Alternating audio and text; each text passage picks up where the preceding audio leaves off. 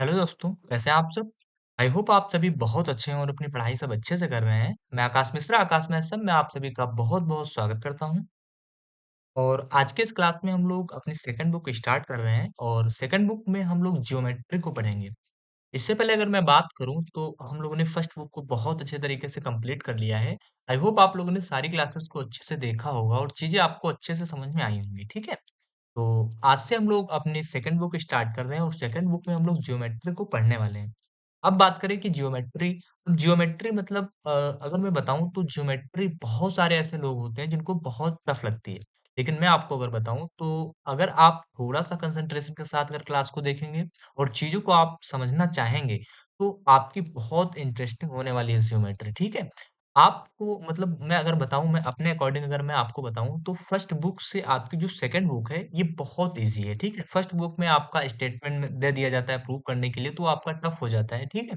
लेकिन जो आपकी सेकंड बुक है, सेकंड बुक में आपका क्या होता है कि अगर आपको फ़ॉर्मूला पता है, आपको उसका मतलब कॉन्सेप्ट पता है, आपको कुछ थ्योरम्स पता हैं, तो आप उस क्वेश्चन का आंसर बहुत अच्छे तरीके से कर पाओगे, ठीक है? तो यही सारी चीज़ें होती हैं कि अगर आप मतलब ज्योमेट्री को सीखना चाहते हो, तो जो मैं आपको चीज़ें बता रहा हूँ, उस पर आप काम करो, ठीक है? ताकि चीज़ें आप अच्छे से समझ पाओ और मैं आपको यही कहूँगा कि अगर आप थोड़ा-सा कंसंट्रेशन के साथ क्लास को देखेंगे और चीज़ों को समझने की कोशिश करेंगे, तो बहुत जल्द आपकी जो ज्योमेट्री है, इसमें आप बहुत अच्छा करने लगोगे। बहुत अच्छे तरीके से आप क्वेश्चन को बना पाओगे, ठीक है? तो आज के इस क्लास को हम लोग स्टार्ट करते हैं और आज के इस क्लास में हमारी जो आपकी सेकंड बुक है यानी जो आपकी जियोमेट्री है, इसमें जो आपकी 5th यूनिट आती है, इस 5th यूनिट में जो आपका सबसे पहला टॉपिक है, वो आपका आता है general equation of second degree, ठीक है? क्या आता है? General equation of second degree. तो अब हम बात करते हैं कि आपका general equation of second degree होता क्या है? इसके बेस पे हम लोग क्वेश्चंस को कैसे करते हैं? इन सारी चीज़ों को हम लोग समझते हैं। तो थोड़ा-सा मैं आपको ओरली समझाने की कोशिश कर रहा हूँ, आप पहले समझिए, फिर मैं आपको लिखकर बहुत अच्छे तरीके से बताऊँगा। देखो, देखो जो आपका general equation of second degree होता है, इसमें आपको क्या होता है? इसमें आपको एक लंबा-चौड़ा सा आपको एक इक्वेशन दे दिया जाता है, ठीक है? क्या? इसमें आपको एक लंबा-चौड़ा सा आपको एक इक्वेशन दे दिया जाता है और उस इक्वेशन का आपको कंपेयर करना होता है किससे? कोनिक इक्वेशन से आपको उसका कंपेयर करना होता है। थोड़ा-सा मैं आपको बता रहा हूँ, आप समझिए। नहीं समझ में आ रहा तो मैं लिखकर अभी आपको बहुत अच्छे तरीके से समझाऊँगा। इसमें आपको क्या करना होता है कि जो आपका general equation of second degree होता है, इसमें आपको एक लंबा-चौड़ा सा आपको एक इक्वेशन दे दिया जाएगा और उस इक्वेशन का कंपेयर आप करेंगे किसके साथ? जनरल इक्वेशन ऑफ कोनिक यानी कोनिक इक्वेशन जो आपका होता है उसके साथ इस इक्वेशन का आप कंपेयर करेंगे, ठीक है? कंपेयर करने के बाद आप वहाँ से सारी की सारी वैल्यू निकालेंगे और उस वैल्यू को एक फ़ॉर्मूले में रखेंगे। वो फ़ॉर्मूला क्या होता है? अभी मैं आपको बता रहा हूँ। फ़ॉर्मूले में रखेंगे और जो वैल्यू मतलब जो कॉन्सेप्ट आपसे पूछा गया है, फिर जो आपको मतलब स क्वेश्चन में पूछा गया, उसके अकॉर्डिंग आप उसको सॉल्व करेंगे। ये तो मैं आपको मतलब वैसे बता रहा हूँ। अब मैं आपको थोड़ा-सा समझाने की कोशिश कर रहा हूँ, आप समझिए। मैंने आपसे क्या कहा? मैंने आपसे कहा कि इसमें आपको क्या करना होगा कि आपको एक लंबा-चौड़ा सा आपको एक इक्वेशन दे दिया जाएगा। उस इक्वेशन का आपको कंपेयर करना होगा एक कोनिक इक्वेशन के साथ। अब वो कोनिक इक्वेशन आपका क्या होता है? तो यहाँ पर मैं लिख रहा हूँ, आप देखने की कोशिश कीजिए। मतलब आप देख तो ही रहे हैं, मतलब समझने की कोशिश कीजिए। तो वहाँ पर आपको एक जनरल इक्वेशन दे दिया जाएगा।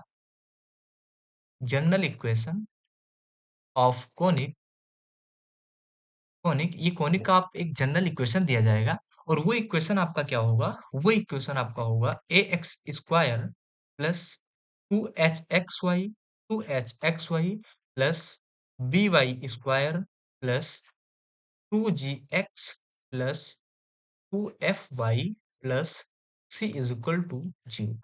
ये आपका एक कोनिक इक्वेशन होता है, ठीक है? ये आपका क्या होता है? ये आपका एक कोनिक इक्वेशन होता है। तो मान लिया जाए आपको एक लंबा-चौड़ा सा एक आपको इक्वेशन दिया गया। इस इक्वेशन का मान लो मतलब एक लाइन मैंने खींच दिया है, इक्वेशन मैंने नहीं लिया है, आपको समझा रहा हूँ। तो ये आपको मान लो कि ये आपका एक इक्वेशन दिया गया है और इस इक्वेशन की आप कंपेयर करो किसके साथ? इस इक्वेशन के साथ। किसके साथ? इस इक्वेशन के साथ आप इसका कंपैरिज़न करो और यहाँ से आप क्या करो, इस a की वैल्यू को निकालो, इस h की वैल्यू को निकालो, इस b की वैल्यू को निकालो और इस g की वैल्यू को निकालो, इस f की वैल्यू को निकालो और इस c की वैल्यू को निकालो। क्या मेरी बातें आपको समझ में आ रही हैं? कहोगे हाँ भैया, समझ में आ रही हैं। फिर जब आप कंपेयर करोगे, आपको A की वैल्यू पता हो जाएगी, H की वैल्यू आपको पता हो जाएगी, B की वैल्यू आपको पता हो जाएगी, G, F और C की वैल्यू आपको पता हो जाएगी। इसके बाद आप क्या करोगे? इसको मान लो आप स्टेप फर्स्ट, इसको आप फर्स्ट स्टेप मान लो और इसको आप मान लो सेकंड स्टेप मान लो। फिर आपको क्या करना होगा? फिर आपको करना होगा कि आपको डेल्टा की वैल्यू निकालना होगा। क्या करना होगा?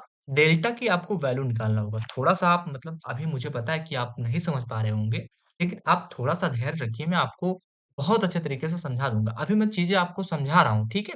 अभी मैंने आप मतलब इस स्लाइड को मैं छोड़कर गया तो है नहीं, मतलब गया तो हूँ नहीं, ठीक है? मैं आपको अभी समझा रहा हूँ और बहुत अच्छे तरीके से आप समझ जाएँगे, ठीक है?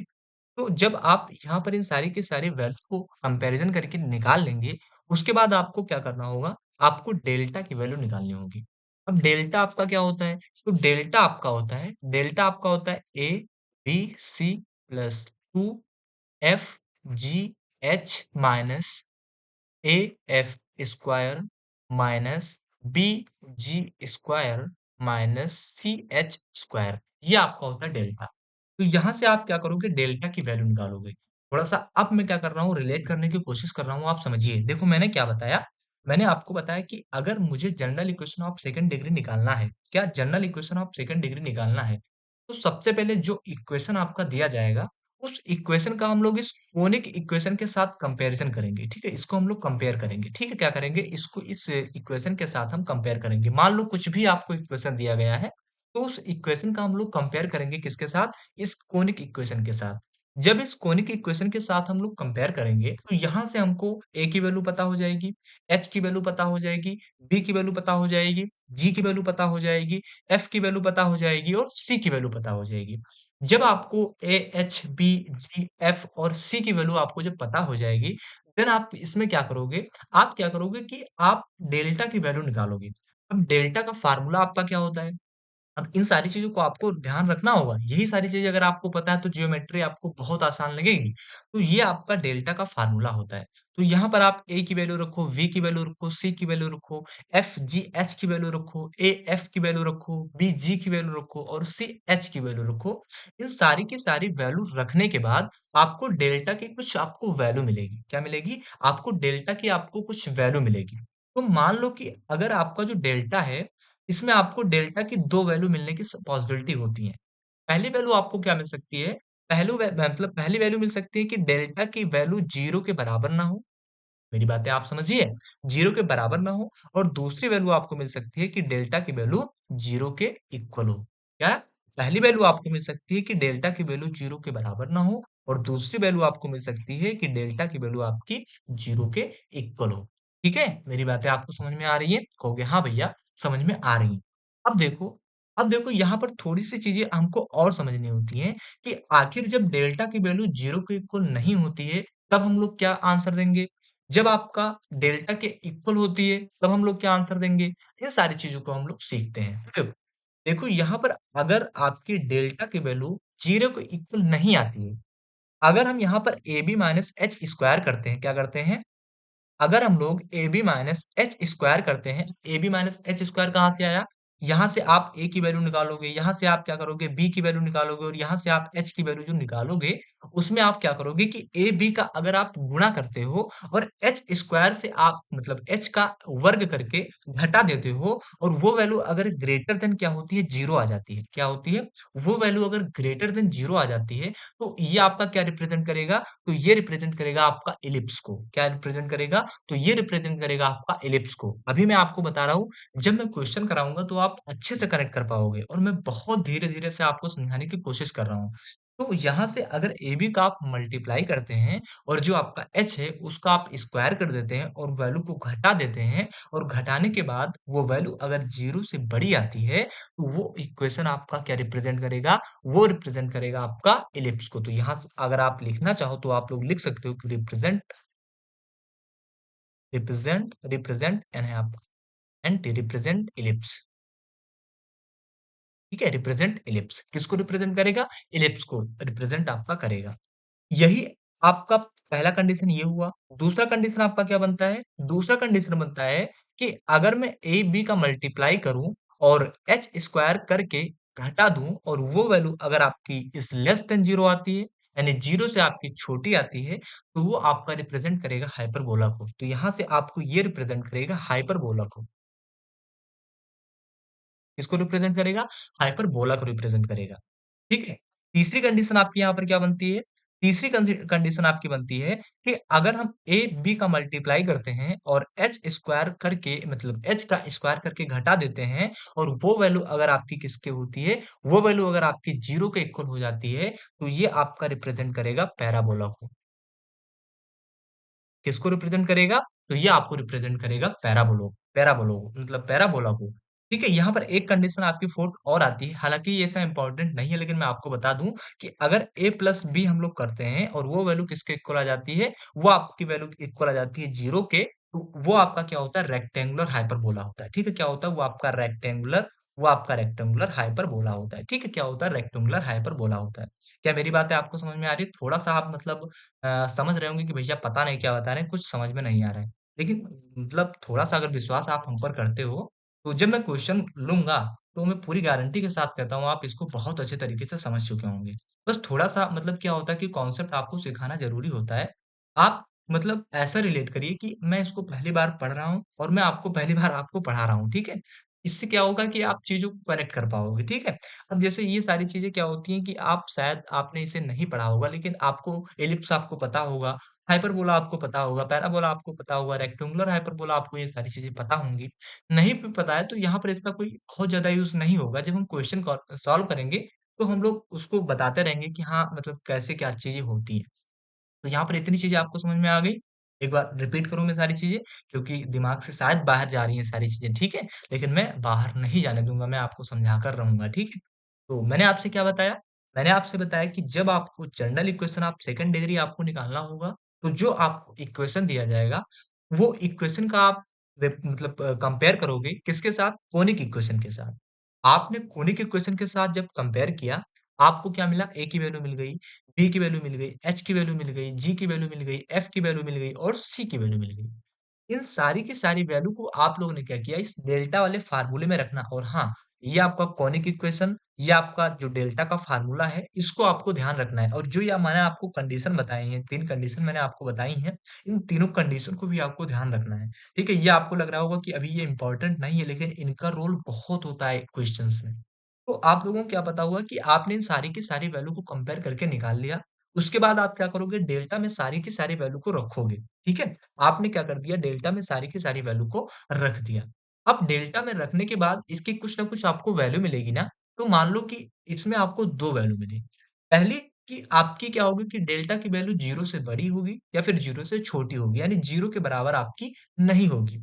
और दूसरी आपकी क्या होगी कि डेल्टा की वैल्यू 0 के इक्वल होगी। तो जब आपकी delta is not equal to 0 होगा, तो उस कंडीशन में आप क्या करोगे कि अगर a जो आपने यहाँ पर a की वैल्यू याद की है और जो यहाँ पर आपने v की वैल्यू याद की है। अगर a, b का आप मल्टीप्लाई कराते हैं और जो आपका h है, इसके साथ अगर इसका वर्ग करके आप घटा देते हैं, तो ये आपका क्या होगा, अगर 0 से बड़ा आता है, क्या is greater than 0 is greater than अगर आपका 0 आता है, तो ये आपका क्या रिप्रेज़ेंट करेगा? तो ये रिप्रेज़ेंट करेगा आपका इलिप्स को, ठीक है? अगर मैं a, b का मल्टीप्लाई करता हूँ दूसरी अगर मैं a, b का मल्टीप्लाई करता हूँ और h का वर्ग करके घटा देता हूँ और आपको वैल्यू वो मिलती है 0 से छोटी मिलती है, तो वो आपका क्या रिप्रेज़ेंट करेगा? वो आपका हाइपरबोला को रिप्रेज़ेंट करेगा। अगर आप क्या करते हैं ए बी का मल्टीप्लाई करते हैं और एच का वर्ग करके घटा देते हैं और वो वैल्यू आपकी 0 के इक्वल मिल जाती है, तो वो आपको क्या रिप्रेज़ेंट करेगा? पैराबोला को रिप्रेज़ेंट करेगा।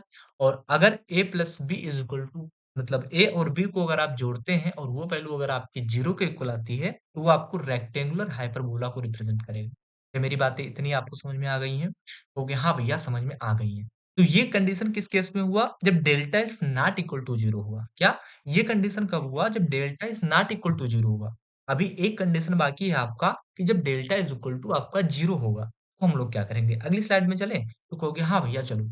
तो जब आपका डेल्टा इज़ इक्वल टू क्या होगा? 0 के इक्वल होगा, तब हम लोग क्या करेंगे? तो थोड़ा-सा पेन का कलर चेंज कर लें, फिर हम आपको बताने की कोशिश करेंगे बहुत अच्छे तरीके से। तो यहाँ पर मैं क्या बताऊँ जब डेल्टा की वैल्यू आपकी क्या होगी? 0 के इक्वल होगी, तो तब हम क्या करेंगे? तो अब जब डेल्टा की वैल्यू अगर आपकी 0 के इक्वल आ जाती है, तो यहाँ पर हम लोग क्या करेंगे, पहला कंडीशन आपका क्या होगा कि अगर हम लोग a का b के साथ मल्टीप्लाई करते हैं और h का स्क्वायर करके घटा देते हैं और वो वैल्यू अगर आपकी इज इक्वल टू किसके आ जाती है, 0 के इक्वल आ जाती है, तो उसको हम लोग कहेंगे कि ये आपका मतलब ये आपका एक पैरेलल लाइन है। ठीक है, क्या लाइन है? ये आपका एक पैरेलल लाइन है। तो यहाँ पर मैं लिख दूँ, जब हम ए बी का मल्टीप्लाई करते हैं और ए बी का मल्टीप्लाई करने के बाद एच स्क्वायर मतलब एच का वर्ग करने के बाद हम लोग घटा देते हैं और वो वैल्यू अगर आपकी क्या होगी, 0 के इक्वल आ जाती है, तो वो आपका क्या रिप्रेजेंट करेगा? वो आपका एक पैरेलल लाइन को रिप्रेजेंट करेगा। तो यहाँ पर आप लोग लिख दो पेयर ऑफ पैरेलल लाइन। ठीक है? दूसरा आपका क्या कंडीशन होता है? दूसरा कंडीशन होता है कि अगर ए बी का आप मल्टीप्लाई कर रहे हैं, क्या कर रहे हैं? ए बी का आप मल्टीप्लाई कर रहे हैं और उसको एच का वर्ग करने के बाद घटा रहे हैं और वो वैल्यू अगर आपकी क्या हुई, is not equal to zero आ गई, तो ये आपका क्या होगा कि आपका इंटरसेक्टिंग लाइन को रिप्रेजेंट करेगा। पेयर ऑफ यहाँ पर अगर आप लिखना चाहो तो आप लोग लिख सकते हो कि pair of intersecting line, intersecting line को आपका रिप्रेजेंट करेगा, ठीक है? दूसरा आपका एक कंडीशन इसमें और होता है कि अगर आप क्या करते हो, अगर आप a प्लस बी करते हो, a प्लस बी करते हो और ये वैल्यू अगर आपकी 0 के इक्वल आ जाती है, तो ये आपका पेयर ऑफ क्या परपेंडिकुलर को रिप्रेजेंट रिप्रेजेंट करेगा। ये आपका क्या है, परपेंडिकुलर को आपको ये रिप्रेजेंट करेगा। ये आपका परपेंडिकुलर लाइन को रिप्रेजेंट करेगा। ठीक है? इतनी चीज़ें आपको समझ में आई हैं? अगर आपका delta is equal to zero आता है, तो यहाँ पर आपके 3 कंडीशन बनते हैं। 3 कंडीशन आपके क्या बने? पहला कि अगर ए बी का आप मल्टीप्लाई करते हैं और एच स्क्वायर होता है मतलब एच स्क्वायर करके घटा देते हैं, एच का वर्ग करके घटा देते हैं, तो वो वैल्यू आपकी किसके इक्वल आती है? 0 के अगर इक्वल आती है, तो आपका पेयर ऑफ पैरेलल लाइन होता है। अगर आपका ए बी आप करते हैं, एच को घटाते हैं और वो values not equal to zero आती है, तो आपका इंटरसेक्टिंग लाइन होता है। और अगर आप ए प्लस बी को आप जोड़ते हैं और वो वैल्यू अगर आपकी जीरो के इक्वल आती है, तो वो आपका परपेंडिकुलर लाइन होता है। ठीक है, क्या होता है? परपेंडिकुलर लाइन होता है। क्या मेरी बातें आपको समझ में आ रही हैं? कहोगे हाँ भैया समझ में आ रही हैं।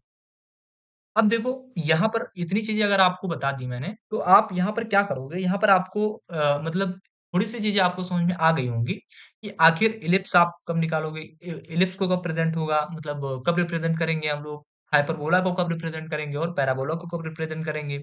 और दूसरी चीज़ मैंने बता दी कि पैरेलल लाइन को कब रिप्रेज़ेंट करेंगे? इंटरसेक्टिंग लाइन को हम लोग कब रिप्रेज़ेंट करेंगे? और हम परपेंडिकुलर लाइन को कब रिप्रेज़ेंट करेंगे? तो उम्मीद है मतलब मैं कर रहा हूँ कि आप इतनी चीज़ें आप समझ रहे होंगे। ठीक है? आगे बढ़ें? कहोगे हाँ भैया, पढ़ो। अब देखो अब देखो यहाँ पर थोड़ी-सी चीज़ें मैं आपको बताना चाहूँगा। अब इसको थोड़ा-सा आप लोग अगर देखना चाहो तो आप देख सकते हो, मैं इसको एरज़ करने जा रहा हूँ, ठीक है? आप स्क्रीनशॉट लेना चाहो तो इसको ले सकते हो, ठीक है? अब इसको मैं थोड़ा-सा एरज़ कर रहा हूँ, ठीक है? अब देखो मैं क्या कर रहा हूँ कि मान लो कि आपने ज्ञात किया डेल्टा की वैल्यूज़ नॉट इक्वल टू 0 आ गई और यहाँ पर आप क्या कर रहे हो, हाइपरबोला के लिए बात कर रहे हो। किसके लिए? हाइपरबोला के लिए बात कर रहे हो, मतलब किसी के लिए भी आप बात कर सकते हो। तो यहाँ पर मैं क्या कर रहा हूँ, हाइपरबोला। हाइपरबोला के लिए मैं आपको बात कर रहा हूँ। तो हाइपरबोला के लिए अगर मैं सेंटर की बात करूँ, अब यहाँ से सेंटर भी आपसे पूछा जाता है, ठीक है? तो यहाँ से आप देखना, अगर मैं सेंटर के लिए बात करूँ, किसके लिए? अगर मैं सेंटर के लिए बात करूँ, तो सेंटर के लिए हम लोग क्या करेंगे कि जो आपको ये इक्वेशन दिया जाएगा, ये आपको जो इक्वेशन दिया जाएगा, इस इक्वेशन को आपको फंक्शन के रूप में बदलना होगा। तो फंक्शन के रूप में आप क्या बदल दोगे? फंक्शन के रूप में आप बदल दोगे x, y is equal to 0 कर दोगे, ठीक है? तो यहाँ से आप इसका आप अब क्या करोगे? अब आप करोगे कि जो आपका फंक्शन दिया गया था, इसका आप पार्शियल डिफरेंशिएशन करोगे। किसके रिस्पेक्ट में? x के रिस्पेक्ट में एक बार करोगे, उसके बाद y के रिस्पेक्ट में आप इसका एक बार पार्शियल डिफरेंशिएशन करोगे। तो यहाँ से अगर आप निकालो तो इसका आप जब x के रिस्पेक्ट में आप पार्शियल डिफरेंशिएशन करोगे, तो वो वैल्यू आपको किसके इक्वल मिल जाएगी? 0 के इक्वल मिल जाएगी। दूसरा जब आप इसका y के रिस्पेक्ट में आप इसका डिफरेंशिएशन करोगे, तो आपको क्या मिल जाएगी वैल्यू? 0 के इक्वल मिल जाएगी, ठीक है? तो यहाँ से जब इसको आप सॉल्व करोगे, तो यहाँ से आपको x1, y1 एक वैल्यू मिल जाएगी और वो वैल्यू आपकी क्या होगी? वो वैल्यू आपको रिप्रेजेंट करेगी हाइपरबोला के सेंटर को, ठीक है? वो वैल्यू आपको क्या रिप्रेजेंट करेगी? तो वो वैल्यू आपको रिप्रेजेंट करेगी हाइपरबोला के सेंटर को रिप्रेजेंट करेगी। क्या मेरी बातें आपको समझ में आ रही है? कहोगे हाँ भैया। अब देखो सेंटर की बात आप बता दिए, तो यहाँ पर आपका क्या होगा कि इसके बाद हम लोग ओरिजिन कि ओरिजिन को हम लोग कैसे रिप्रेजेंट करेंगे? तो ओरिजिन का रिप्रेजेंट करने के लिए क्या होता है कि जो आपको यहाँ पर इक्वेशन दिया गया है, इस इक्वेशन इस जो आपका मतलब कोनिक का इक्वेशन है, इस कोनिक के इक्वेशन में जो आपको ये इक्वेशन दिया गया है, इसमें इतनी टर्म जितना मैं आपको बता रहा हूँ, ये आपका जो टर्म है, इसका हम लोग कैपिटल जो आपका ये सारी की सारी चीज़ स्मॉल में लिखी है ना, इसी को हम लोग कैपिटल में बदल देंगे। कैपिटल में क्या बदल देंगे? जैसे ax स्क्वायर था, तो इसको हम लोगों ने क्या कर दिया? इसको हम लोगों ने कर दिया ax स्क्वायर यानी कैपिटल में कर दिया। वहाँ स्मॉल था, यहाँ पर हम लोगों ने कैपिटल में कर दिया, ठीक है? अब देखो दूसरा आपका क्या है? दूसरा आपका क्या है? 2hxy है ना? तो यहाँ पर हम लोग क्या कर देंगे? 2 इस सब सारी की सारी चीज़ों को कैपिटल में कर देंगे। तो यहाँ से आपको क्या मिल जाएगा? 2hxy मिल जाएगा प्लस प्लस में आप यहाँ पर आपको क्या मिला? by स्क्वायर है, तो यहाँ पर आपका क्या मिल जाएगा? यहाँ पर आपको मिल जाएगा by स्क्वायर मिल जाएगा, ठीक है? इतनी बातें आपको समझ में आ रही हैं? कहोगे हाँ भैया समझ में आ रही है। अब देखो अब देखो, अब यहाँ पर आपने क्या कर दिया? इन सारी चीज़ों को तो आपने रिप्रेज़ेंट कर दिया। अब आपका बचा क्या? आपका इतना बचता है। तो इसके लिए आपको क्या करना होगा? इसके लिए आपको क्या करना होगा? इसके लिए आपको करना होगा कि जो आपका C1 है, इसके लिए आपको क्या करना होगा? Gx1 plus Fy1 plus C और यही आपका क्या हो जाएगा? यही आपका ओरिजिन को रिप्रेज़ेंट कर रहा होगा। ठीक है? 2 मिनट रुको थोड़ा-सा।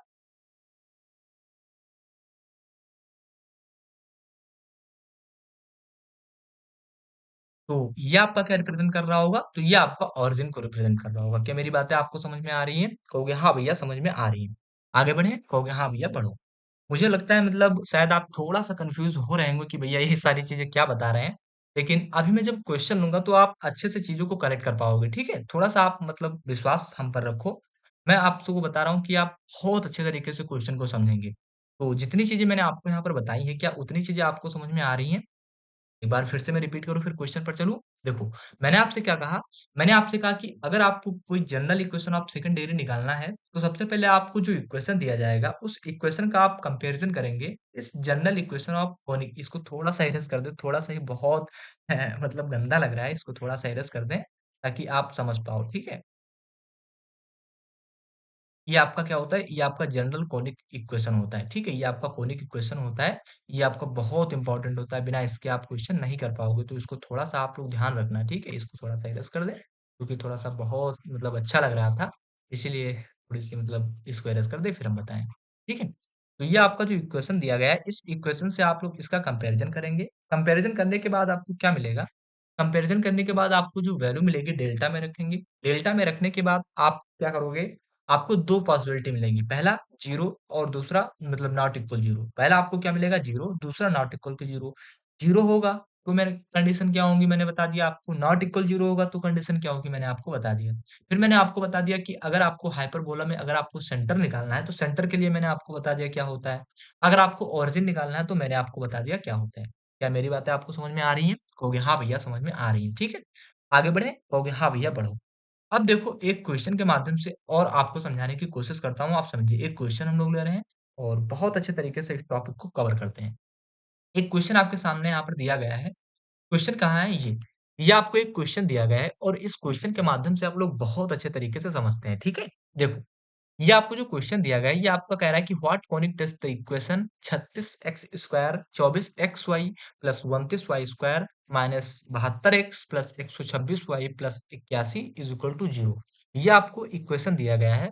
तो अब इसमें सबसे पहला टॉपिक हमको क्या निकालना है? सबसे पहले हमको ये रिप्रेजेंट क्या कर रहा है? अब रिप्रेजेंट मतलब ये आपका इलिप्स है, कैसे यहाँ पर आओ, ये आपका इलिप्स है, कि आपका हाइपरबोला है, ये आपका पैराबोला है, कि आपका मतलब यहाँ पर मैंने डाल दिया कि आपका वो पैरेलल लाइन है कि आपका परपेंडिकुलर लाइन है, ठीक है? ये आपको वो आपको बताना है कि आपका रिप्रेजेंट क्या कर रहा है। दूसरी चीज़ आपको क्या निकालनी है? Find the centre. दूसरी चीज़ आपको निकालनी है फाइंड द सेंटर। जब आपका रिप्रेजेंट आपको पता हो जाएगा, उसके बाद आपको सेंटर को फाइंड करना है। अब सेंटर कैसे फाइंड करेंगे? मैंने आपको यहाँ पर बता दिया कि सेंटर हम लोग कैसे जैसे हाइपरबोला के लिए मैंने आपको यहाँ पर बता दिया, ऐसे आपके जितने इलिप्स होगा, आपका पैराबोला होगा, उसका भी हम लोग सेंटर निकालेंगे। तो यहाँ पर हम लोग सेंटर कैसे ज्ञात करेंगे? हम लोगों ने ब देखा। उसके बाद आप बता क्या रहा है? उसके बाद कह रहा है कि equation of refer to centre of origin यानी ओरिजिन को हमको देखना है, जो कि मैंने आपको यहाँ पर मैंने बताया, कहाँ? ये मैंने आपको बताया कि ओरिजिन कैसे निकालते हैं। हालाँकि मुझे पता है कि आप ओरिजिन निकालना नहीं सीख पाए होंगे, लेकिन जब मैं क्वेश्चन कराऊँगा तो आप समझ जाएँगे, ठीक है? तो आगे बढ़ें? कहोगे हाँ भैया बढ़ो।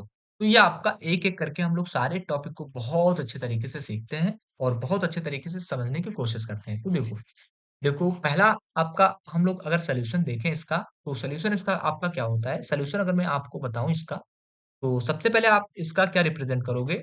आप ये रिप्रेज़ेंट क्या कर रहा है ये इक्वेशन? तो अब आप बताओ, आप कहाँ हो? आप पहली स्लाइड में आओ। तो पहली स्लाइड में आओ तो मैंने आपको क्या बताया था?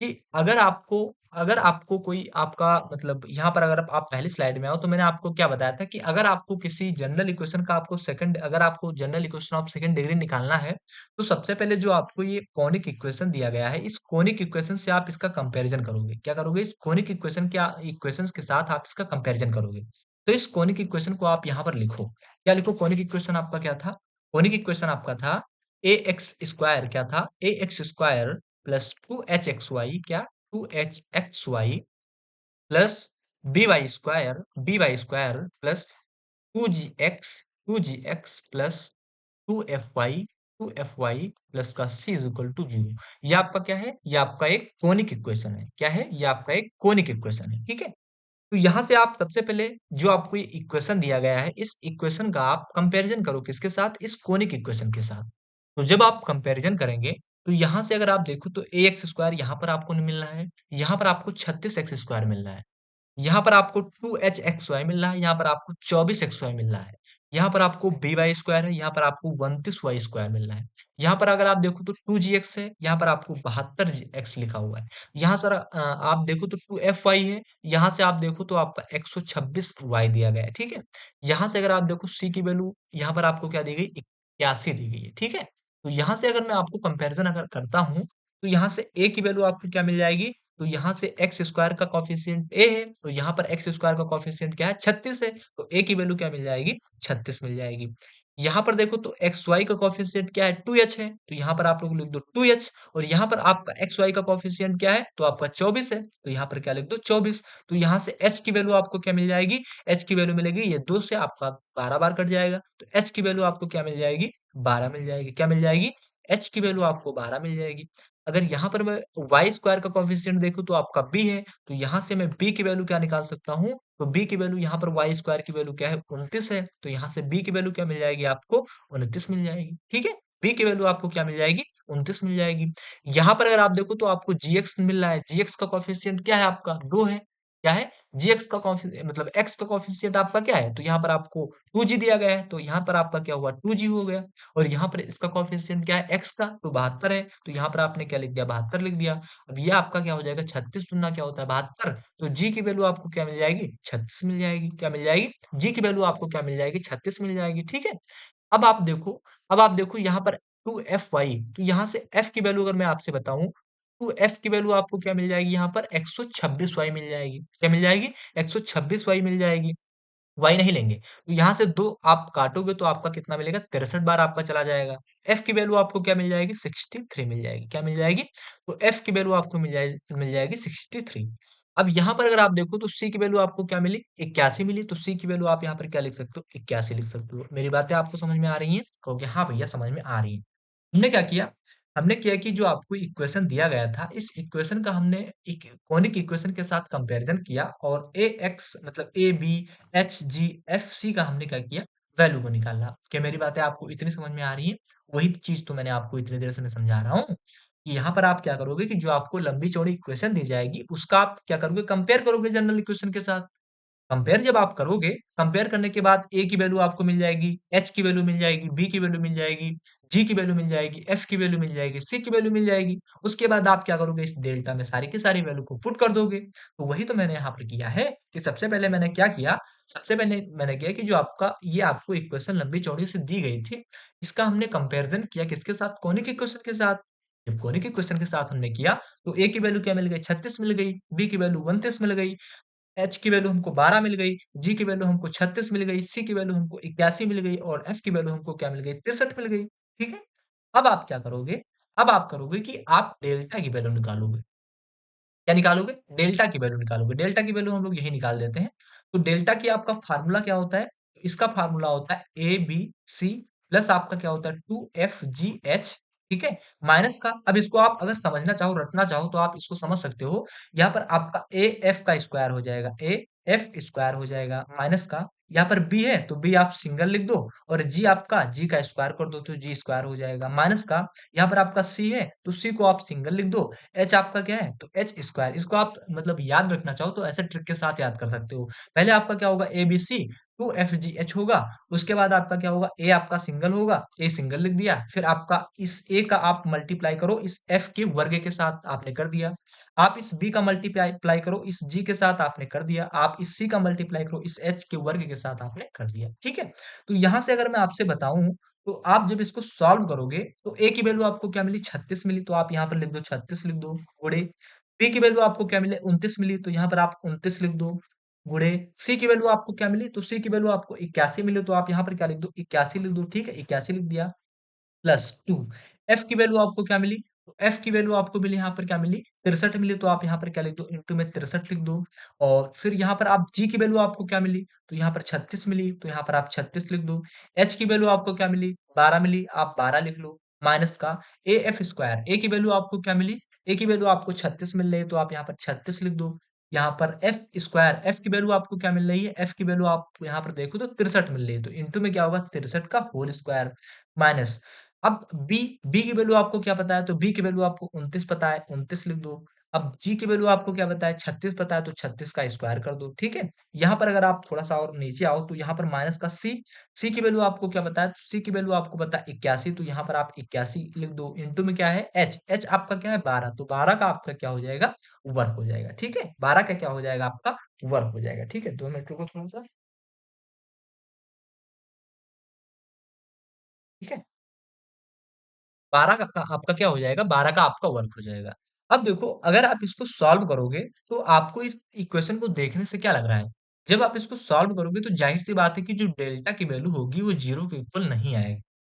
मेरी बातें आप समझ रहे हैं?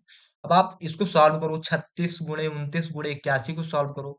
फिर आप क्या करो, 2 का गुणा 63 के साथ करो, जो आया उसका गुणा 36 के साथ करो, फिर जो आया आप उसका गुणा 12 के साथ करो।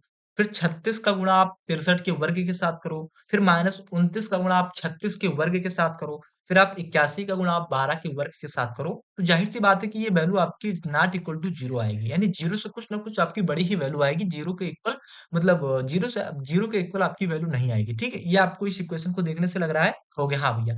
तो अगर मैं आपसे कहूं कि यहाँ पर delta does not equal to zero लिख दूं तो कोई दिक्कत होगी भैया? कोई दिक्कत नहीं। क्यों लिख दिया मैंने, मैंने लिख दिया क्योंकि जब आप इसको सॉल्व करोगे तो जाहिर सी बात है कि आपको जीरो से बड़ी ही वैल्यू आपको मिलेगी, या तो जीरो से छोटी वैल्यू मिल सकती है माइनस में, या तो आपको जीरो से बड़ी वैल्यू मिल सकती है। आपको यहाँ पर जीरो आपको नहीं मिलेगी, जीरो के बराबर आपकी वैल्यू नहीं मिलेगी।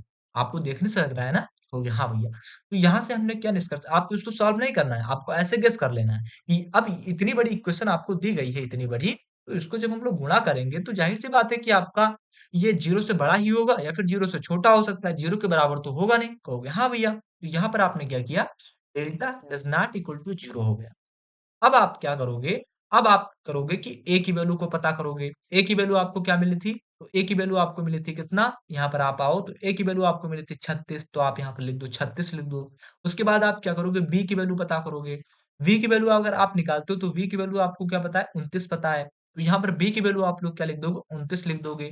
अब यहाँ पर अगर आप फिर एच की वैल्यू पता करो, किसकी वैल्यू, एच की वैल्यू पता करो। अब ये मैं क्यों निकाल रहा हूँ अभी बता रहा हूँ। एच की वैल्यू आपको क्या मिली थी यहाँ पर, तो 12 मिली थी। आप यहाँ पर क्या लिखो, एच की वैल्यू क्या लिख दो, 12 लिख दो। ठीक है, ये आपकी क्लास थोड़ी सी बड़ी होती जा रही है, थोड़ा सा आप मतलब समझने की कोशिश करना। मुझे मतलब मैं समझ रहा हूँ कि आपको बहुत अच्छे तरीके से समझा दूं सारी चीजों को, दूसरी क्लास ना लेनी पड़े इस कॉन्सेप्ट पर, डायरेक्ट हम क्वेश्चन करें। तो यहाँ से अब हम लोग क्या करेंगे, अब हम लोग करेंगे कि ए का बी के साथ मल्टीप्लाई करेंगे और फिर एच का वर्ग करके घटा देंगे। फिर हम लोग देखेंगे कि इसकी वैल्यू ग्रेटर देन आती है कि इक्वल आती है, मतलब लेस देन आती है कि इक्वल आती है। ठीक है, तो यहाँ से ए की वैल्यू आप निकालो, तो 36 इंटू बी की वैल्यू आपको क्या पता है 29, तो आप यहाँ पर 29 लिख दो। माइनस एच स्क्वायर आपका क्या है, माइनस का एच स्क्वायर आपका क्या हो गया, तो एच 12 है, तो 12 का क्या हो जाएगा, एस मतलब 12 का स्क्वायर हो जाएगा। अब अगर आप 36 का 29 के साथ आप गुणा करते हो तो यहाँ पर आप कर लो। तो यहाँ पर मैं क्या कर रहा हूँ, 29 का गुणा किसके साथ कर रहा हूँ, 36 के साथ कर रहा हूँ। 6 9 कितना होता है आपका 54, 5 बचा इधर, और 6 दूनी कितना होता है 12, और 12 5 कितना हो गया आपका 17। 3 9 कितना होता है आपका 27, 27 बचा आपका 2, 3 दूनी कितना होगा 6, और 6 2 कितना होगा आपका 8। 4 7 7 कितना हुआ आपका 14, और 8 1 कितना हुआ 9, और 9 1 और 10, 1044 कितना हुआ आपका, इधर 1044 आ गया। गुणा सही से हुआ है, 6 9 54 और 6 दूनी 12 5 17, 3 9 27 और 3 दूनी 6 2 8। कितना हुआ 4, 7, 7, 14 और 8, 1, 9 और 1, 10 ठीक है। -12 का वर्ग आप लोग करोगे तो कितना मिलेगा आपको 144 मिलेगा। 4 से 4 जाएगा कितना मिलेगा 0, 4 से 4 जाएगा कितना मिलेगा आपको 0, क्या मिलेगा 4 से 4 जाएगा 0, 4 से 4 जाएगा 0, यहाँ से 9 से 1 जाए 10 से 1 जाएगा कितना मिलेगा 9, कितना मिल जाएगा आपको 900। अब आप बताओ ये 0 से बड़ी है कि छोटी है कि 0 के बराबर है? तो कहोगे जो आपकी 900 वैल्यू है इज़ ग्रेटर देन 0 यानी 0 से बड़ी है, ठीक है? 0 से ये वैल्यू आपकी क्या है? 0 से ये वैल्यू आपकी बड़ी है। अब आप पिछले स्लाइड में आओ तो मैंने आपको यहाँ पर क्या बताया था? मैंने आपको बताया था कि अगर AB का आप मल्टीप्लाई करते हो, H का आप वर्ग करते हो और घटाते हो और वैल्यू आपकी क्या होती है 0 से बड़ी आ जाती है, तो वो आपका क्या रिप्रेजेंट करेगा? इलिप्स को रिप्रेजेंट करेगा। किसको रिप्रेजेंट करेगा? तो वो आपको रिप्रेजेंट करेगा इलिप्स को। तो बस आपको यही इसमें ज्ञात करना था कि ये किसको रिप्रेजेंट कर रहा है। तो यहाँ पर अगर आप लिखना चाहो तो the given equation represent ellipse ELIPSE ellipse ठीक है। किसको रिप्रेजेंट कर रही है? इलिप्स को। तो यहाँ पर हमारा पहला क्वेश्चन सॉल्व हो चुका। यानी ये अब यहाँ पर अगर आप लिखना चाहो तो क्या लिख सकते हो कि आपका रिप्रेजेंट क्या कर रही है? तो ये रिप्रेजेंट कर रही है आपकी इलिप्स को। किसको रिप्रेजेंट कर रही है? ये आपको रिप्रेजेंट कर रही है इलिप्स को। ठीक है? मेरी बातें आपको समझ में आ गई? एक बार फिर से मैं रिपीट कर रहा हूँ, आप समझने की कोशिश कीजिए। देखो मैंने क्या किया कि जो आपको ये इक्वेशन दिया गया था, ये आपको इक्वेशन जो दिया गया था, इस इक्वेशन का सबसे पहले हमने क्या किया, कंपेयर किया कोनिक इक्वेशन के साथ। जब हमने कोनिक इक्वेशन के साथ इसका कंपैरिजन कर लिया, कोनिक इक्वेशन के साथ जब इसका कंपैरिजन कर लिया, फिर हमको क्या मिला कि यहाँ से हम लोगों ने क्या किया, a की वैल्यू को निकाल लिया हमने, v की वैल्यू को निकाल लिया हमने और h की वैल्यू को निकाल लिया हमने, g की वैल्यू को निकाल लिया हमने, f की वैल्यू को निकाल लिया हमने, c की वैल्यू को निकाल लिया हमने। ठीक है? कब? कंपेयर करके। अब यहाँ पर अगर आप देखो हमको A की वैल्यू पता हो गई, F की वैल्यू पता हो गई, G की वैल्यू पता हो गई, ये सारी की सारी वैल्यू पता जब हमको हो गई, उसके बाद हमने क्या किया, हमने डेल्टा की वैल्यू निकाली। अब डेल्टा का फार्मूला आपका क्या होता है? तो इसका फार्मूला होता है delta is equal to ABC plus 2FGH minus AF square minus BG square minus CH square. तो इन सारी की सारी वैल्यू को हम लोगों ने क्या किया, इस डेल्टा में रख दिया। जब इस डेल्टा में हम लोगों ने सारी की सारी वैल्यू निकाल रख दी, तो यहाँ से हमको एक कंक्लूजन ये निकला कि ये वैल्यू आपकी डेल्टा से छोटी है। ठीक है? क्या है? डेल्टा से छोटी है। तो अगर आपकी डेल्टा से क्या होती है मतलब डेल्टा से छोटी हो सकती है सॉरी, डेल्टा से छोटी हो सकती है या फिर डेल्टा के मतलब बड़ी हो सकती है, 0 के इक्वल नहीं हो सकती है। ठीक है? ये वैल्यू आपकी 0 के बड़ी हो सकती है, 0 से छोटी हो सकती है, लेकिन 0 के इक्वल नहीं हो सकती। तो यहाँ से हमको ये कंक्लूजन मतलब एक निष्कर्ष निकला हमारा कि डेल्टा की value is not equal to 0 हो गई। जब ये वैल्यू नॉट इक्वल टू 0 हो गई, उसके बाद हम लोगों ने क्या किया, उसके बाद हम लोगों ने क्या कि A की वैल्यू को लिया, B की वैल्यू को लिया और H की वैल्यू को लिया और इन सारी की सारी वैल्यू को हम लोगों ने क्या किया, A, B का मल्टीप्लाई करके H की जो वैल्यू थी उसका वर्ग करके घटा दिया। तो हमको क्या मिला कि जो आपकी इसकी जो वैल्यू मिली, वो आपकी 0 से बड़ी मिली और मैंने आपको बताया था कि अगर आप ए बी का मल्टीप्लाई करते हैं क्या? अगर आप ए बी का मल्टीप्लाई करते हैं एच स्क्वायर से अगर आप उसको घटा देते हैं और वो वैल्यू अगर आपकी इज ग्रेटर देन 0 हुई तो वो आपको क्या रिप्रेजेंट करेगी? इलिप्स को ELLIPSE इलिप्स को रिप्रेजेंट करेगी। अगर आप करो कि ए बी का मल्टीप्लाई करते हैं एच स्क्वायर के साथ उसको हम लोग घटा देते हैं क्या एच स्क्वायर के साथ हम उसको घटा देते हैं और वो वैल्यू अगर आपकी क्या होगी लेस देन 0 हुई तो वो आपका हाइपरबोला इसको हाइपरबोला को रिप्रेजेंट करेगी। अगर हम लोग करते हैं कि ए बी को हम लोग क्या करते हैं गुणा करते हैं एच की का वर्ग करके उसको घटा देते हैं और वो वैल्यू इक्वल 0 आ जाती है तो वो हम लोग क्या करते हैं वो आपको पैराबोला वो आपका क्या रिप्रेजेंट करी पैराबोला को। एक बार फिर से मैं आपको बताऊं तो यहाँ पर आप देख लो सीख लो ठीक है। मैंने क्या बताया कि अगर ए बी का आप मल्टीप्लाई करते हैं एच स्क्वायर के साथ आप घटा देते हैं वो वैल्यू अगर ग्रेटर देन 0 आती है तो वो आपको इलिप्स को रिप्रेजेंट करेगी। अगर ए बी का आप मल्टीप्लाई करते हैं एच का वर्ग करने के साथ उसको घटा देते हैं और वो वैल्यू अगर लेस देन 0 आती है तो वो आपका हाइपरबोला को रिप्रेजेंट करेगी। किसको रिप्रेजेंट करेगी? हाइपरबोला को रिप्रेजेंट करेगी। अगर आप ए बी का मल्टीप्लाई करते हैं और एच स्क्वायर एच का वर्ग करके घटा देते हैं वो वैल्यू अगर आपकी 0 के इक्वल आ जाती है तो वो आपका पैराबोला को किसको? पैराबोला को। याद हो गया ये? हो गया? हाँ भैया। डेल्टा का फार्मूला मैंने क्या बताया? डेल्टा का फार्मूला बताया कि ए बी सी आप लिखो प्लस आप 2FG लिखो 2FGH लिखो फिर माइनस का ए आप सिंपल ऐसे लिख दो फिर जो आपको यहाँ पर एफ दिया गया इसका वर्ग कर दो माइनस का बी आप ऐसे सिंपल लिख दो, जो आपको यहाँ पर जी दिया गया है इसका आप वर्ग कर दो, माइनस का सी आप ऐसे लिख दो, जो आपको एच दिया गया था इसका आप वर्ग कर दो। ये आपका डेल्टा का फार्मूला होता है। याद हो गया? कहोगे हाँ भैया, हमको याद हो गया। ठीक है, आगे बढ़े? कहोगे हाँ भैया। तो यहाँ पर हम लोगों ने क्या किया?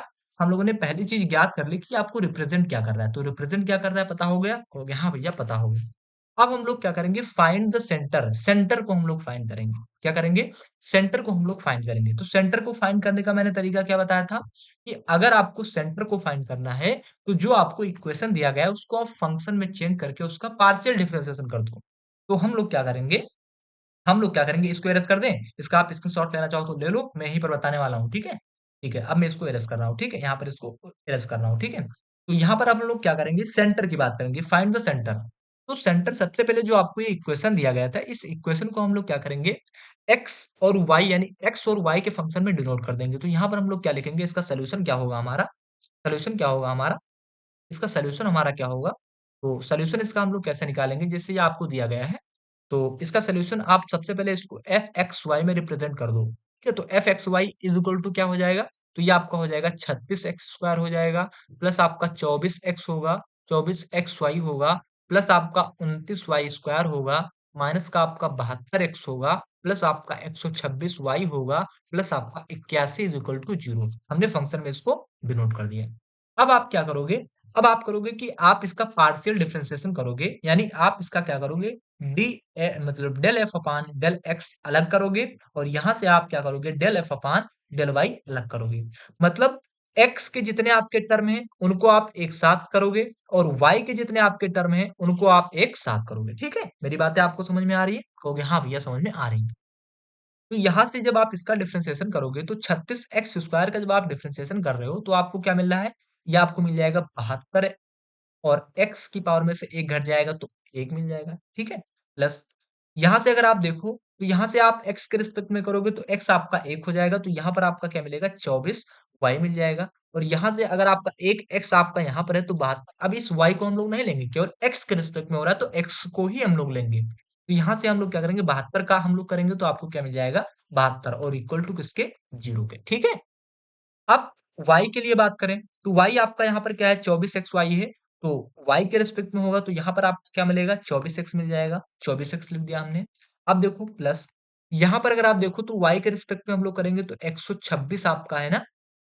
126 ही है? तो कहोगे हाँ भैया 126, 126 29, 29 आपका एक बच रहा है। ठीक है, इस 29 वाई स्क्वायर का करेंगे तो ये आपका कितना हो जाएगा? 2 आपका आगे आ जाएगा, तो 2 हम लोग आगे कर देंगे और 29 लिख देंगे, और वाई की पावर में से एक घट जाएगा तो आपको क्या मिलेगा? वाई की पावर 1 मिल जाएगी, प्लस 126 आपका यहाँ पर मिल जाएगा। मेरी बातें आपको समझ में आ रही है? कहोगे हाँ भैया। हमने क्या किया? Find the centre. सेंटर को फाइंड करने के लिए हम लोगों ने क्या किया? जो आपको फंक्शन दिया गया था, जो आपको ये इक्वेशन दिया गया था, इसको हम लोगों ने फंक्शन में तोड़ दिया। मतलब एक्स को अलग कर दिया, वाई को अलग कर दिया। तो एक्स के जितने आपके टर्म थे उनको एक साथ ले लिया, वाई के जितने आपके टर्म थे उनको एक साथ ले लिया। और यहाँ पर ये ध्यान रखना कि जिसमें आपका एक्स और वाई दोनों होगा, वो आपका एक्स के भी साथ होगा और वो आपका वाई के साथ भी होगा। जैसा कि आपका 24 था, तो जब हमने एक्स के रिस्पेक्ट में किया तो वाई को लिख दिया, और जब आपका वाई था तो हमने क्या किया? y के रिस्पेक्ट में किया तो y को हटा दिया, तो यहाँ पर आपका क्या होगा? 24x हो गया। मेरी बातें आपको समझ में आ रही है? कहोगे हाँ भैया। अब देखो यहाँ पर आपका कुछ कॉमन हो रहा है। देखो, यहाँ पर आपका कुछ कॉमन हो रहा है, तो यहाँ से आपका मतलब 72, 24 और 72 है, तो यहाँ से आपका 24 कॉमन हो रहा है, तो 24 को आप क्या कर लो? कॉमन कर लो। तो 24 से आपका क्या होता है? 72, तो यहाँ पर आपको 3x मिल जाएगा, प्लस यहाँ पर आपको क्या मिल जाएगा? y मिल जाएगा, और यहाँ पर आपको माइनस का 3 इज इक्वल टू 0। ये टर्म आपका 0, मतलब 0 के इधर जाएगा तो क्या मिल जाएगा? 0 मिल जाएगा। तो मिलेगा आपको क्या? तो फाइनल इक्वेशन मिलेगा 3x प्लस वाई माइनस का 3 इज इक्वल टू 0। ये आपका इक्वेशन फर्स्ट मान लो इसको। यहाँ पर अगर आप देखो तो आपका 2 कॉमन है, तो 2 को जब आप कॉमन करते हो तो यहाँ पर आपको 12x मिलेगा, यहाँ पर आपको क्या मिलेगा? 29 वाई मिलेगा, और यहाँ पर आपको क्या मिलेगा? 63, और इज इक्वल टू 0। अब इस 2 को आप 0 के उधर भेज दोगे तो आपको मिलेगा क्या? तो आपको मिल जाएगा 12x प्लस 29 वाई प्लस का आपका 63 इज इक्वल टू 0। इसको आप इक्वेशन सेकंड मान लो। क्या मेरी बातें आपको समझ में आ रही है? कहोगे हाँ भैया समझ में आ रही है।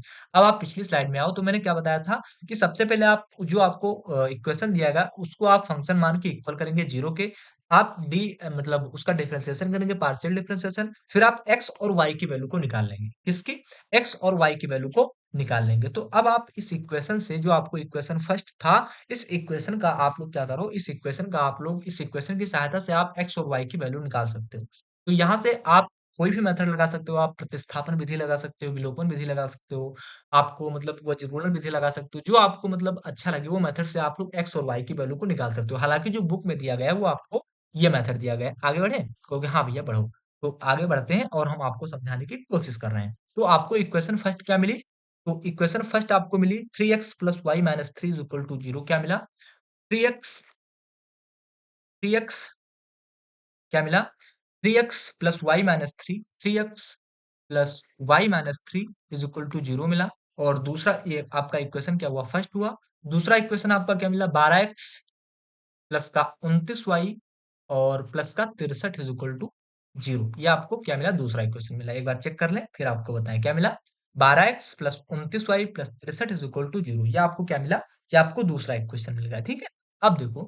अब देखो ये आपको जो इक्वेशन था, इसको आप मान लो यहाँ पर, इसको मैं जो बुक में आपको मेथड दिया गया है उस मेथड की सहायता से मैं सॉल्व करता हूँ। तो यहाँ पर आप इसको x की वैल्यू निकाल लो, फिर आप क्या करो, y की वैल्यू निकाल लो, फिर आप यहाँ पर क्या निकाल सकते हो, x की वैल्यू निकाल लो, y की वैल्यू निकाल लो और फिर 1 की वैल्यू निकाल लो। तो यहाँ पर आप देखो, तो यहाँ पर जब आप इस x की वैल्यू को निकालोगे, तो यहाँ पर आप 63 का मल्टीप्लाई करो y के साथ। किसके साथ? 63 का मल्टीप्लाई करो y के साथ। तो यहाँ पर आप लोग लिख दो 63, फिर 29 का मल्टीप्लाई करो आप इस 3 के साथ। तो 3 9 कितना होता है आपका? 27 होता है। 3 9 कितना होगा आपका? 27। तो यहाँ पर आप लोग 7 लिख दो। यहाँ पर आपका क्या हो जाएगा? 3 दूनी कितना होगा आपका? 6 और 6 दो कितना होता है आपका? 8। यहाँ पर आप क्या लिख दो? 8। यहाँ पर ऑलरेडी माइनस होता है तो माइनस माइनस क्या हो जाएगा? प्लस हो जाएगा। जब मैं y की बात कर रहा हूँ जब मैं y की बात करूँगा, तो y की बात कर रहा हूँ, तो इसका मल्टीप्लाई करो आप 63 के साथ। तो जब 63 के साथ आप इसका मल्टीप्लाई करोगे और इसका मल्टीप्लाई करो आप इस 12x का मल्टीप्लाई करो आप इस 3 के साथ, तो 12 3 कितना होगा आपका? 36 हो जाएगा ना? कहोगे हाँ भैया, तो 12 का आप मल्टीप्लाई करो 3 के साथ, तो आपका यहाँ पर आपका 12 है, यहाँ पर आपका माइनस है, तो माइनस का 36 हो जाएगा।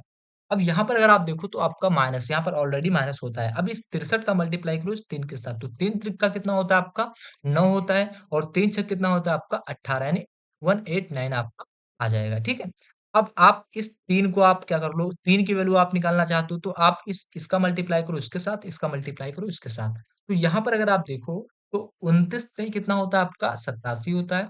और आप यहाँ पर 12x का मल्टीप्लाई करो किसके साथ? इस y के साथ। तो यहाँ पर आपका ऑलरेडी माइनस होता है तो आपका क्या आ जाएगा? 12 आ जाएगा। तो यहाँ से अगर आप x की वैल्यू निकालते हो तो इस इक्वेशन को और इस इक्वेशन को ले लो। जब आप y की वैल्यू निकालते हो तो इस इक्वेशन को और इस इक्वेशन को ले लो। तो यहाँ से मैं क्या कर रहा हूँ, x की वैल्यू निकालूं, तो x को जब आप जोड़ोगे तो कितना होगा? 7 3 10 और 8 6 14 1 15 हो जाएगा। इज इक्वल टू, यहाँ पर अगर आप इसको जोड़ते हो तो आपका 9 6 कितना होता है? 15 और 8 3 11 और एक हासिल कितना हुआ? 12 और एक एक कितना होगा? 2, माइनस का 225 इज इक्वल टू, अब यहाँ पर अगर आप देखो तो ये आपका क्या हो जाएगा? ये आपका आपका आ जाएगा 75 आ जाएगा। ठीक है। तो यहाँ से x की वैल्यू निकालू तो आपका 150 इज इक्वल टू 1/75। तो यहाँ से आपका 75 गुना कितना होता है आपका? 150। तो x की वैल्यू क्या आ जाएगी? 2 आ जाएगी। जब आप y की वैल्यू निकालना चाहो तो y की वैल्यू आपका 225 इज इक्वल टू 175। तो यहाँ से अगर आप निकालना चाहते हो तो 25 पे आपका कितना होता है? 75। 3 25 कितना होता है आपका? 5 से काटो या 25 से काटो, तो 25 निम्मा आपका 2 2 5 यानी 225 हो जाएगा और 25 पंजे कितना होगा आपको? 25 थे आपका 75। 3 एकम 3 3 त्रिका 9। तो यहाँ से आपकी y की वैल्यू क्या आ जाएगी? माइनस है तो माइनस का 3 आपकी आ जाएगी। ठीक है, माइनस का 3 आ जाएगी। मेरी बातें आपको समझ में आ रही है? कहोगे हाँ भैया समझ में आ रही है। तो यहाँ से आपको x और y की वैल्यू क्या मिल गई? 2 कामा माइनस 3। तो हमने यहाँ पर क्या किया? सेंटर को भी फाइंड कर दिया। यहाँ पर हमने क्या किया? हमने यहाँ पर क्या किया? इस सेंटर को भी हम लोगों ने फाइंड कर दिया। यहाँ पर हम लोगों ने इस सेंटर को भी फाइंड कर दिया। क्या मेरी बातें आपको समझ में आ रही है?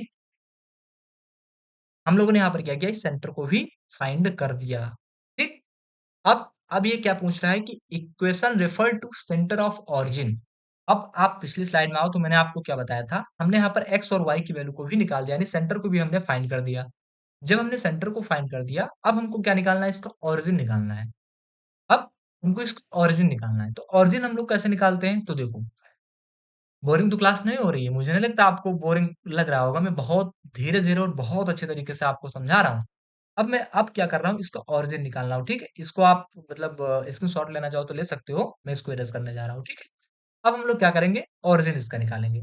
तो अब हम लोग इसका जब ओरिजिन निकालेंगे तो जो आपको ये इक्वेशन दिया गया है, इस इक्वेशन में जो आपको ये टर्म आपको दिया गया है, वाई स्क्वायर तक का जो आपको टर्म है, इसको हम लोग क्या करेंगे मतलब कैपिटल में चेंज कर देंगे। जैसा कि मैंने आपको यहाँ पर बताया था, कहाँ? यहाँ पर आप आओ, तो मैंने आपको यहाँ पर क्या बताया था? मैंने आपको यही तो बताया था कि जो आपको इक्वेशन दिया गया है, उसको हम लोग कैपिटल में चेंज कर देंगे। तो सबसे पहले हम लोग क्या करेंगे, इसको कैपिटल में चेंज करेंगे। तो यहाँ पर आपको क्या मिलेगा इसका सॉल्यूशन, तो इसका सॉल्यूशन मिलेगा कि आपका क्या हो जाएगा, ये आपका 36x स्क्वायर प्लस आपका क्या होगा, आपका 24x वाई हो जाएगा, प्लस आपका कितना होगा, आपका 29 वाई स्क्वायर हो जाएगा, ठीक है? अब हम लोग क्या करेंगे, दूसरी चीज़ मैंने आपको क्या बताई थी, फिर हम लोग C1 की वैल्यू निकालेंगे। अब ये C1 आपका क्या है, तो यहाँ पर आपका C1 क्या आ जाएगा, यहाँ पर आपका C1 क्या आ जाएगा, यहाँ पर आपका C1 क्या आ जाएगा और प्लस में आपका यहाँ पर C1 इज़ इक्वल टू 0 ये हम लोग कर देंगे, ठीक है? यहाँ पर हमने शायद लिखा नहीं है, यहाँ पर आप लोग लिख लो C1 is equal two plus C1 ठीक है? यहाँ पर आपका C1 भी होगा, ठीक है? प्लस C1 फिर हम लोग C1 की वैल्यू निकालेंगे। अब C1 आपका क्या है, तो C1 आपका यहाँ पर ये दिया गया है। अब मैंने आपको यहाँ पर क्या बताया था, तो यहाँ पर अगर आप आओ तो Vx1 plus F Y one plus C तो यहाँ से अगर आप C1 की वैल्यू आप लोग निकालना चाहते हो तो C1 की वैल्यू आपको यहाँ पर क्या मिल जाएगी, तो C1 की वैल्यू यहाँ पर आपको मिल जाएगी, जैसे आपका 72x है, 72x हो गया, यहाँ पर आपका 126y है और प्लस 81 आपको यहाँ पर दिया गया है। तो यहाँ पर हम लोग क्या करेंगे, यहाँ पर हम लोग जब C1 की वैल्यू निकालेंगे तो C1 की वैल्यू आपको क्या होती है, तो C1 की वैल्यू आपको होती है gx1 प्लस आपका F Y one is plus C is equal to 0 ये आपकी वैल्यू 0 नहीं, ठीक है? 0 नहीं होगा, ठीक है? 0 नहीं होगा, ठीक है? 0 आपका वहीं हुआ है, ठीक है? प्लस सी ये आपको हम लोग क्या करेंगे, C1 की वैल्यू निकालेंगे। अब C1 की वैल्यू कैसे निकालेंगे, तो C1 अब G की वैल्यू आपको क्या पता है, तो G की वैल्यू हम लोगों ने क्या निकाली थी, यहाँ पर अब मैंने इरेज़ कर दिया लेकिन यहाँ पर हम लोग निकाल सकते हैं, ठीक है? अब G की वैल्यू हम लोगों ने इस इक्वेशन में कहाँ कहाँ गया? G की वैल्यू हम लोगों ने क्या निकाली थी? यही तो आपका था, तो जी की वैल्यू हम लोगों ने क्या निकाली थी? तो जी की वैल्यू अगर मैं आपको बताऊँ, आप पिछले स्लाइड में देख लेना, तो जी की वैल्यू हम लोगों ने क्या निकाली थी? माइनस का 36 निकाला था, ठीक है? यहाँ से आपको जैसे 2g आपका होता है, तो 36 कितना हो जाएगा आपका? 72 दिया गया था, तो 72 को 2 से डिवाइड करेंगे तो 36 तो आपका जी की वैल्यू क्या मिल गई? 36 मिल गई, ठीक है? अब x1 की वैल्यू आपको कैसे पता होगी? x1 की वैल्यू आप कैसे निकालोगे? x1 की वैल्यू मैंने क्या निकाली है अभी अगली स्लाइड में चलो। तो x1 की वैल्यू हम लोगों ने क्या निकाली है? 2 निकाली है। तो इस 2 को आप लोग पुट कर दो। तो यहाँ पर आप लोग क्या लिख दो? 2 को पुट कर दो प्लस f। f की वैल्यू हम लोगों ने क्या निकाली थी? तो यहाँ से अगर आप देखो तो ये आपका 126 था, 2 से हम लोगों ने डिवाइड कर दिया तो आपको 63 मिला था।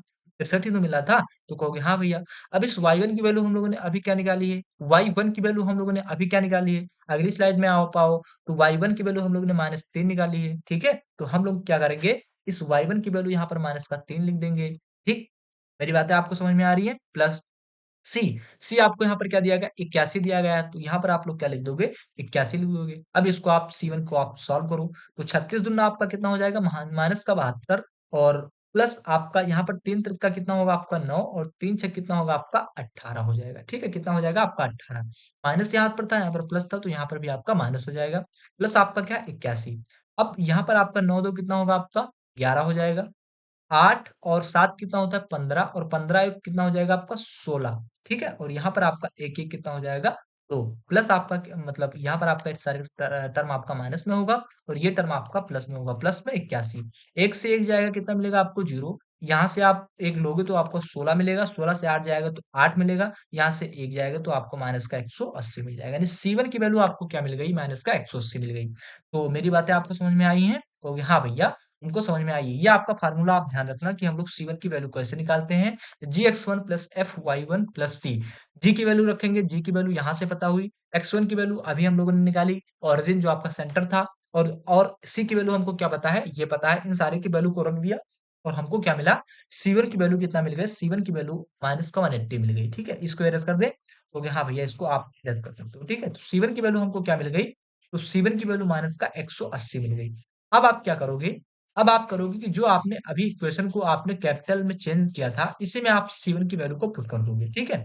इसी में आप क्या करोगे, इस C1 की वैल्यू को यहाँ पर पुट कर दोगे, तो यहाँ पर आपको क्या मिल जाएगा 36x square plus 24xy plus 29y square और अब यहाँ पर प्लस का C1 है, यहाँ पर C1 की वैल्यू जो आप माइनस का 180 रखोगे तो आपको माइनस का 180 इज इक्वल टू 0 और इसको आप सॉल्व करोगे तो 36x square plus 24xy plus 29y square is equal to इस 180 को उधर आप भेज दोगे तो आपको क्या मिल जाएगा 180 मिल जाएगा। अब इस 180 से आप इन सारे के सारे टर्म से डिवाइड कर दो तो 36x² / 180 + 24xy/180 और प्लस में आपका क्या होगा 29y² / 180 = 0। ये आपका क्या हो जाएगा? ये आपका सेंटर ऑफ ओरिजिन हो जाएगा। आप क्या हो जाएगा?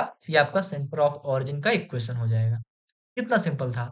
बस थोड़ा-सा टाइम हमको लगा है क्योंकि मैं आपको समझा रहा हूँ। बाकी इसमें आपको कोई डिफिकल्ट नहीं है टॉपिक कि हाँ, हमको नहीं समझ में आएगा। ठीक है? हमने क्या किया? हमने किया कि जो आपको इतना इक्वेशन था, इस इक्वेशन को हमने कैपिटल में चेंज कर दिया और प्लस C1 लिख दिया। मैंने आपको मेथड बता दिया है। फिर हमने C1 की वैल्यू को कैसे निकालते हैं, हम लोगों ने बता दिया कि आपका C1 की वैल्यू हम लोग कैसे निकालते हैं। आई होप आपने समझा होगा सारी चीज़ों को। C1 की वैल्यू को हम लोगों ने इस स्थान पर रख दिया। इस स्थान पर रखने के बाद सारी की वैल्यू को पुट करने के बाद, सब कुछ सॉल्व करने के बाद हमको फाइनल ओरिजिन जो आपका सेंटर का जो आपका ओरिजिन होगा, उसका इक्वेशन क्या मिल जाएगा? ये मिल जाएगा। यही आपका फाइनल आंसर हो जाएगा। ऐसे आपके क्वेश्चन पूछे जाते हैं और ये क्वेश्चन आपका अगर पूछा जाएगा, तो सबसे मतलब 10.5 नंबर में आपकी क्वेश्चन लगभग पूछा जाएगा ये। 10.5 नंबर में आपका ये क्वेश्चन पूछा जाएगा और जितनी अच्छी आप इसकी प्रैक्टिस कर लेंगे, उतना ही आप इसमें अच्छा कर पाओगे। तो आई होप आप एक क्वेश्चन मैंने आपको बताया है और बहुत ज़्यादा अगर आप बताने की कोशिश करूँगा तो ये क्लास बहुत बड़ी हो जाएगी और शायद आप देख कर ही भाग जाएँगे। तो आज की इस क्लास में हम लोग केवल एक ही क्वेश्चन करेंगे। उम्मीद है आपको ये क्वेश्चन समझ में आ गया होगा। मैंने आपको बहुत स्लोली मतलब बहुत अच्छे से आपको समझाने की कोशिश की है। आई होप आप लोगों को ये टॉपिक समझ में आ गया होगा। तो आज की इस क्लास को यहीं पर बंद करते हैं। थोड़ी बहुत अगर आपको क्लास अच्छी लगी हो तो प्लीज़ आप चैनल को मतलब सब्सक्राइब करें, लाइक करें, कमेंट करें और एक कमेंट तो आपका बनता है, ठीक है? इतनी मेहनत के साथ इतनी स्लो मतलब धीरे-धीरे आपको मैंने समझाया है, ठीक है? तो एक प्यारा-सा कमेंट आप कर दिया करो। और आज की इस क्लास को हम यहीं पर बंद करते हैं। तो आज आप यही ध्यान रखना कि आपको ये कोनिक इक्वेशन, ये आपका डेल्टा और ये आपका जो मैंने आपको फंक्शन सब बताए हैं, ये आपको रट लेना है बिल्कुल, आपको बिल्कुल रट लेना है, ठीक है? क्योंकि इसके बिना आप क्वेश्चन को नहीं सॉल्व कर पाओगे, ठीक है? तो जितनी चीज़ें मैंने आपको बताई हैं, एक बार आप अगर हो सके तो क्लास को दोबारा से देख लेना। नहीं, अगर आपको समझ में आ गया हो तो क्वेश्चन की आप लोग प्रैक्टिस कर लेना। तो आज की इस क्लास को यहीं पर बंद करते हैं। उम्मीद है आपको ये क्लास बहुत अच्छी लगी होगी। जैसे भी आपको क्लास लगती है प्लीज़ एक प्यारा-सा कमेंट आप लोग ज़रूर करना। अब हम अपनी क्लास को यहीं पर बंद करते हैं। बहुत-बहुत धन्यवाद।